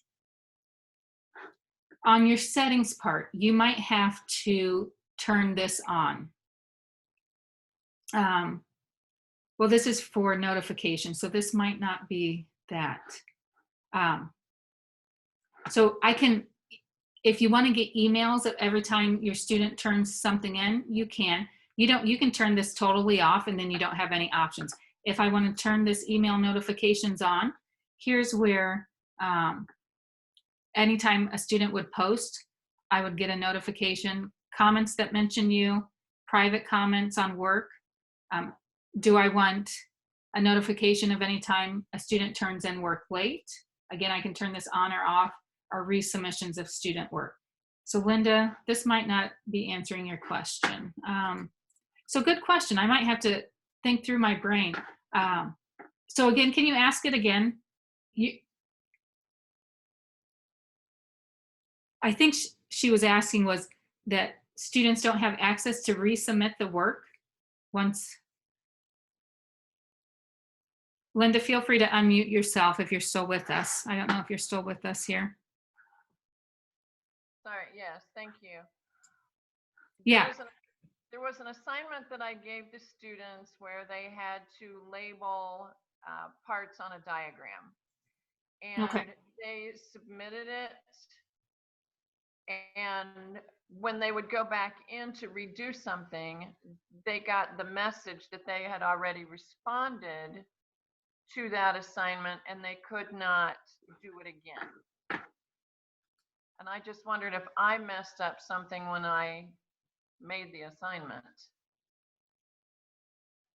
Good question. Anybody, off the top of my head, I'm not thinking of anything. Was it like a Google form that you put on there? Like you asked them a question, and so then maybe the Google form was only set up for participants can respond once? It was a Google something. I don't remember what it was. It was the first week of remote learning, and I have no clue what I did. And I think. Go ahead, Alyssa. I think when you do like a form or a survey, you can set up questions that they answer and then you get their responses back. Does that sound familiar? Yes. So I think for that, that's in a different application. So you'd go to like the waffle and click on, Google Forms. And then there's a setting in there that allows more than one response. So you might have checked allow one response. So once they submit, they can't go back in. Oh, thank you. You're welcome. Yeah, thank you, Alyssa. So what Alyssa was talking there about was that when you're in Google Forms, if you limit to one response, then they couldn't go back in. So yeah, Alyssa, I'm glad you brought that up. So, and Linda, thank you. And this goes to show you, this is how we learn. Sometimes when we do something for the first time, we don't remember what we've done. It's okay to feel that way. So Linda, I appreciate you asking your question. And once you go back into it, it sounds like maybe Alyssa, you can maybe reach out to her to help you, or you can always, you've got my email as well. But that's what, hopefully with your journey with technology, that within your PLC groups, that people are patient to help each other, and people are willing to ask questions if you don't know. So as you saw there, Linda asked this question. I wasn't for sure about it, and Alyssa thought, oh, if it was in Google Forms. So reach out, use the people around you, whether it's other teachers and students, to help you on this journey. So, Linda, anything else you want to add there? No, I'm good. Thank you very much for your help. Yeah, you're welcome. And thank you to Alyssa. But if, again, on Google Forms, this is what Alyssa was talking about, where you limit it to one response. Just like when I showed you, when I tried to have Blake open up that Google form, he couldn't go back and answer questions because he already filled it out. So again, Linda or anybody else, so if this is Blake and he goes back into this form, he gets this response. So he's already responded, he can't go back in and fill it out. Why is that? Because I had the form set up that he could only respond to it once. If I want him to respond to it more, then I could uncheck that, and so that he can answer it as many times as he needs to. I could also set it up where respondents could even edit after submit on that Google form. But again, Google Forms, we could spend 2-3 hours on that in a workshop too. So again, feel free to go to my YouTube channel to look at that, or reach out to other people to help you as well. You know how you best learn. So you have all of these different avenues and resources out there that you can use to help you. Going back here then to classwork. So we've talked about creating an assignment. I showed you how you could reuse a rubric, but right here, this is how you can reuse a post. So whether if I've archived the class, so here's my class that I've archived, I can reuse a post from that class. I can just, click on this, if it's the science model quiz, and go and click reuse. It brings up the assignment page here. You'll see it in a second. And then I can go and edit this. So here's the title, here's the instructions. If I want them to go and edit anything off, change anything or add any instructions, I can here. I can go back and add other resources to this as well. And then I can come back over here, change, put a due date in, add a rubric if I want, change the points, assign it to what students or class that I want as well, and then hit assign, and then it reuses this exact same post. So just hit assign, and then it's in the classroom as well. So that's as simple as that to be able to reuse a post. Another thing under here, under create, I've got a quiz assignment, and this is kind of what Linda and then Alyssa was talking about with the forms. You could create a quiz assignment from here. It creates a Google form for you, and you can create it from here. What I normally do, I already have the Google form created, so I always just add it. So anytime, if it is a quiz, I can just do a regular assignment and add the quiz. As you can see, it's creating the Google Forms. Again, I think I have a slow internet connection right now, so it's taking forever. If I know I don't want this, I can just exit out of it. If it was ever loading, I'll just exit out up here. So what I do instead of doing a quiz assignment, I just go to assignment, and I can add my Google Form quiz right from either the Google Drive, or I can put the link in here as well. Also, if I go under create, I can create a question or even just create material. So if I create a question, you will see it says question up here. I can put a question here. It could be short answer or multiple choice. So if I put down what is the capital of Illinois, again, do you see it's set up as short answer, but I can come over here and move it to multiple choice. If I can put instructions here, and then I can put different answers here as well.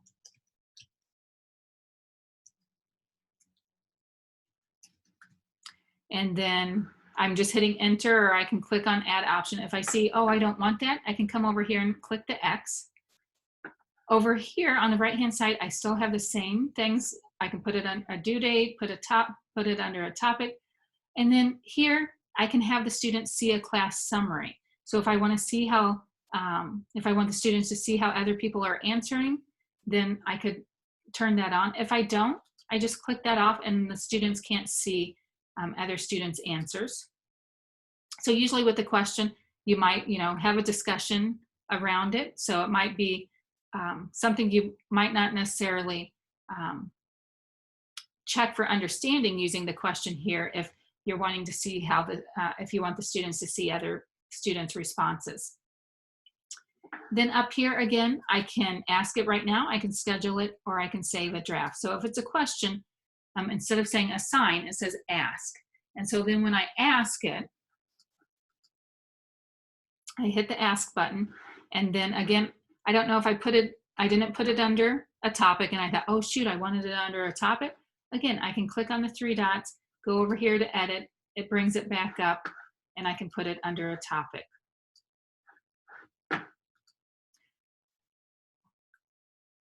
I do want to show you I'll go ahead and go into this assignment here. So here's another spot you can view the assignment. It shows it's turned in, it's assigned. I want to go back and edit that. So I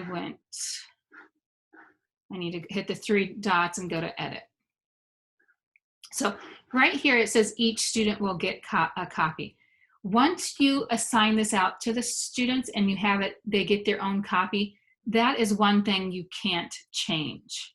So the workaround for this is you would have to delete the whole assignment and then repost it. If you see this assignment, this Google Docs here on this farm animals list, I can have students can view file or students can edit file. I can change those, but once I push this out and I've assigned it to the students, I can't go back in and change if I want to make a copy for the students. Or in this case, I made a copy for the students. I can't go back and change it for students to view file. So I don't know if you see the difference there. Again, it may not make sense to you right now, but hopefully you'll remember back to saying, oh, that lady talked about this and I can't remember. Maybe you can go back and quickly look in the recording or Google it to see, to get your answer. And again, up here, follow the instructions on the assignment, and then you might want to put some information here for the parents if the parents are working with their child. But as you can see, I added all of these assignments. You can add, I don't know if there's a limit of how many things to add, but just know how you learn. If you had added a bunch of things here, would that be overwhelming for the students? But I added a video, a reading, a Google Docs document with links, and then where they could put their Google drawings about I wonder, and then they could add some sentences to that as well. So then if I go back to this and I want to view the assignment, right here you can also see, especially during this time of remote learning, you can see what the students have worked on. Oh, I see Lisa hasn't been, she hasn't even started on this. So then I can go back and have a conversation, maybe send her an email or put a comment here in Google Classroom to see if, if she needs help in getting started. So here is a quick overview. When I would have 30 students in a class, then I could kind of see what they've worked on and who might need help. And I can see this even before they've turned it in. On these documents, nothing's completed on either of them, so I can't see the difference. But if I went back to the assignment that, sorry about that. What was the assignment that I had the Google drawing with? The fractions and addition. And I went to view assignment. Right here I can see, okay, even though this has been resubmitted and graded, if Blake went back and added changes to it, I could see that, just like a thumbnail version of it. So again, don't be frustrated if you are feeling overwhelmed, and if you're okay with not knowing everything, I think you will be fine. I've learned over the years to become to be comfortable being comfortable on, no, how do I say that? I am comfortable being I should just be quiet. How about that? But I've just learned, as you can see today, that I have, I don't know all of the questions, reach out to other people, and then also can Google it to see if we can figure it out as well. So if I talk about people here, here's where I can add other teachers, and I can invite teachers. Again, you will only be able to invite teachers within District 87.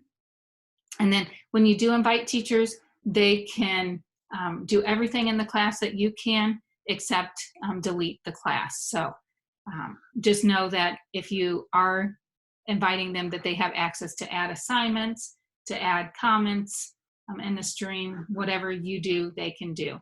All you have to do is click up here and hit invite teachers, and then put their name or email right there. And then here's grades. Again, you can kind of see an overview of the grades there as well. I do want to allow some time for some more questions here. Okay, so yeah, someone posted here in chat, yeah, becoming comfortable with being uncomfortable. Thank you. I was getting tied up on how to say that exactly, so thank you for saying that. Lisa, yeah, I'm going to bring it back for a second to the archiving classes, copying assignments. Yeah. So I had tried to copy an assignment from a different class and post it into my new class, and it worked, but it just posted a link to that other class. So then my students were sent to that class. So if that happens, are they able to turn in work in their current class, or how does that work? Oh, good question. Well, let's try it then. If I go and click reuse post, and so you archived a class, or it was from another class? I have done both. So I tried with an archived class, and then I also tried with a different live class. Like we have 2 4th grade teachers, and we each are co-teachers on each other's classes. Good question.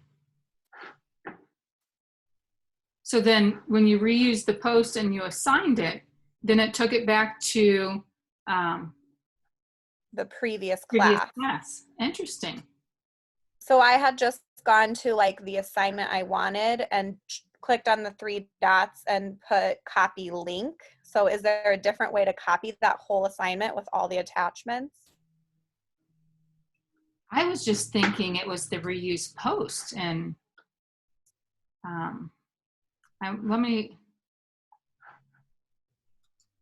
so, okay, here's a question. Let me see about even reusing a question. So if I go to create reuse, so yeah, great question. I don't, off the top of my head, I don't know what might be causing that. So if I hit reuse and I post it,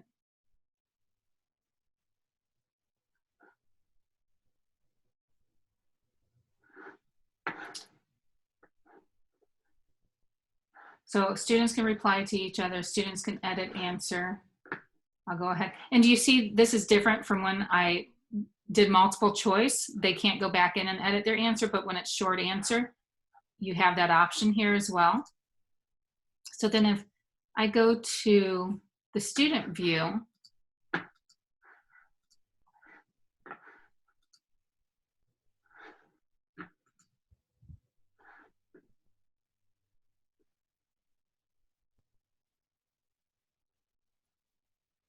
so I just put it, so it brought it to this topic. So I didn't change the topic. When I click on it, then the student can answer it, view question, and then they can comment. But type your answer here. Let's see. So what you're saying, though, they brought, it took it all back to your archive class or a different class. Well, I don't know if I did the reuse post. So when you go and do the reuse post, like for an assignment, like let's say I have for long division, But for long division, I have, 2 videos, a editable worksheet, I have like quite a few things. So if I do reuse posts, is it automatically attaching all of the links? In my experience, it has. Okay. So I think I was just doing copy link to the assignment, which is why it was sending me back to the classroom. I wasn't doing reuse post. Okay. So I can do that now. Yeah, try that. If not, Alyssa, please feel free to reach out and I can help you troubleshoot too. But yeah, that reuse post, that wasn't always there. Again, that was, Google modified it once they heard the feedback. But when I'm in my archive class, you can see I can't create anything new because it's archived.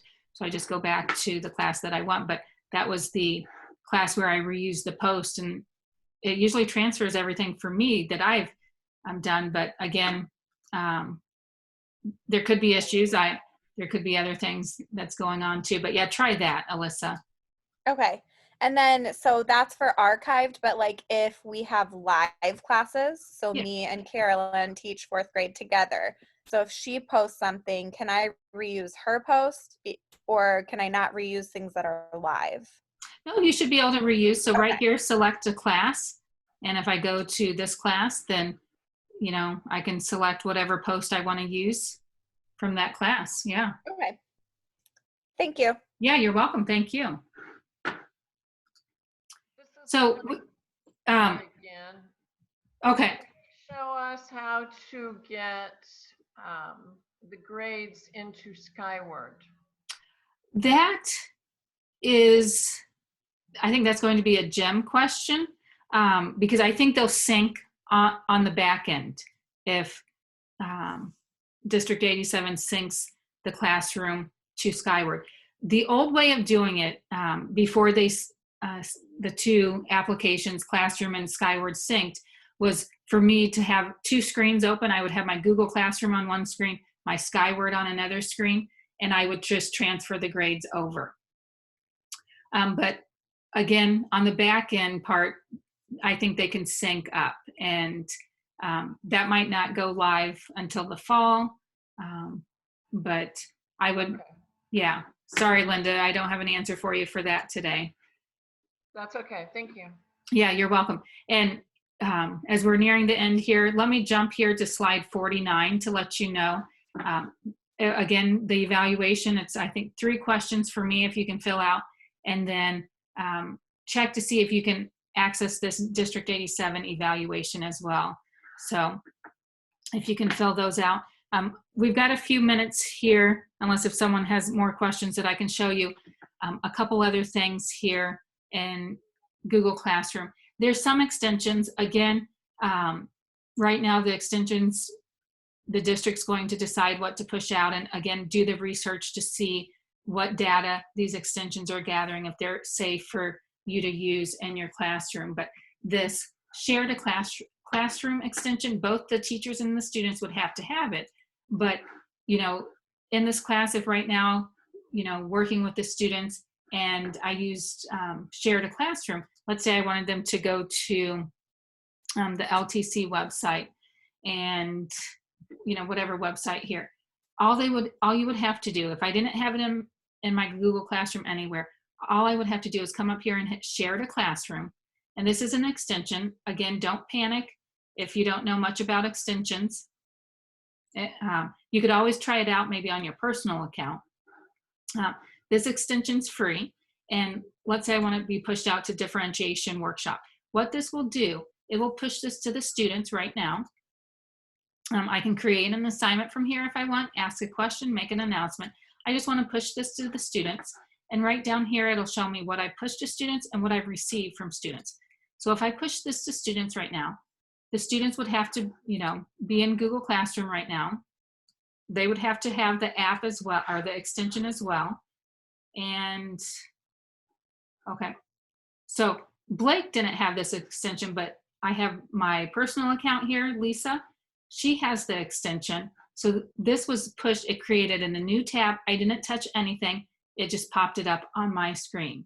The teacher wants me to go to this site. and it just pushes it to me right now. If for some reason the students want to push something to me, again, they, for this to work, they have to have the extension. Again, District 87 is looking at what extensions to be able to have. All I have to do for the student, click on that, push to the teacher, and it's pushed to the teacher. And what's nice about this though, so let me close out of that. If I come back up here to share the classroom right here, I will have what's pushed to me from the students, so received from students. So if I click on that, it'll show me that, oh, I haven't received anything recently. Again, it might be because of my slow internet right now, or maybe I did something wrong too. So let me, if I go back to the student side of it, push to teacher. Okay, so I don't know, it was grade there for a second. Okay, I didn't have the check mark. So then it's saying, this is what's pushed to the teacher. It won't pop up on my page from the student. It'll just show me, hey, received from student, one new.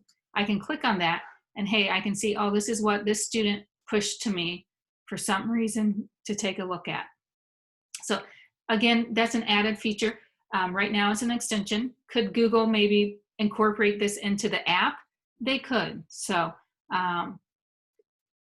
don't panic about the extensions. If you want to try it, maybe try it on a personal account and then add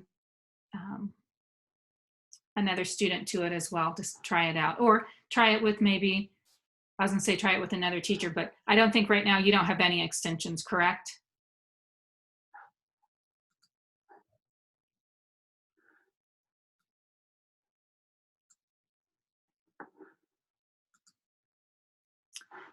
All right, so again, you have the slide deck to go back to and to reference if you need it.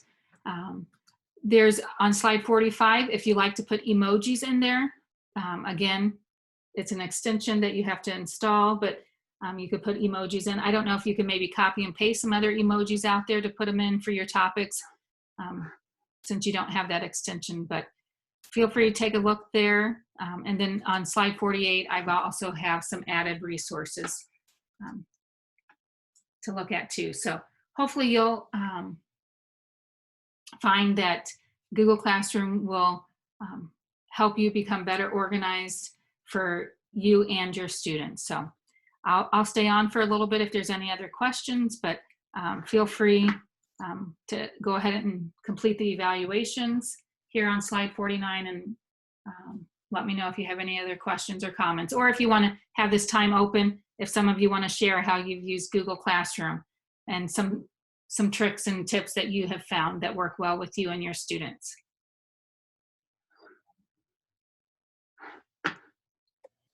Okay, last thing, and then I promise I'm done. No, don't. I love this, Alyssa. Can you show me reuse post again? Because I'm not seeing it. Like I went to my classroom and I don't see what you're seeing. So can you show me how you got there? Yeah, thank you. And Alyssa, I love questions. So this is perfect. Go up to create. So I'm in my differentiation workshop, the one I've been working out of for the most part of today. And I went to reuse post. What pops up is the class that I've archived. Well, if I don't want to reuse a post from my archived class, I hit the back arrow and I can select the class that I want. So if I want to reuse a post from my intro to Google, then I just click on that post and hit reuse.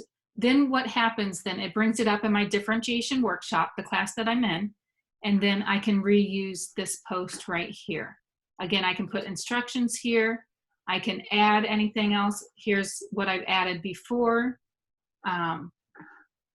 I can, again, change the points, due date, put it under a topic, add a rubric, whatever I can for, it's just like me starting a new post or a new assignment, but I'm just taking what I've used in the past and reusing it.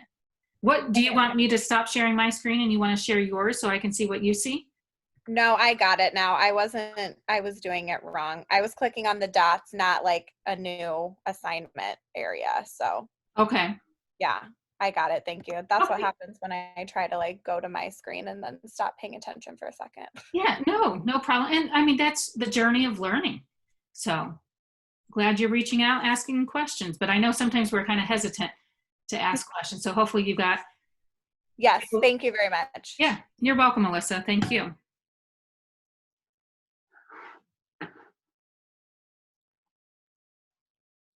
All right, any other questions out there? All right, well, we will end for the day. Thank you for being with us. And again, remember to breathe and know that there's a lot of teachers that you're around that's on the same journey as you, and that you can hopefully get help through or with them. And if not, you can always reach out to me as well.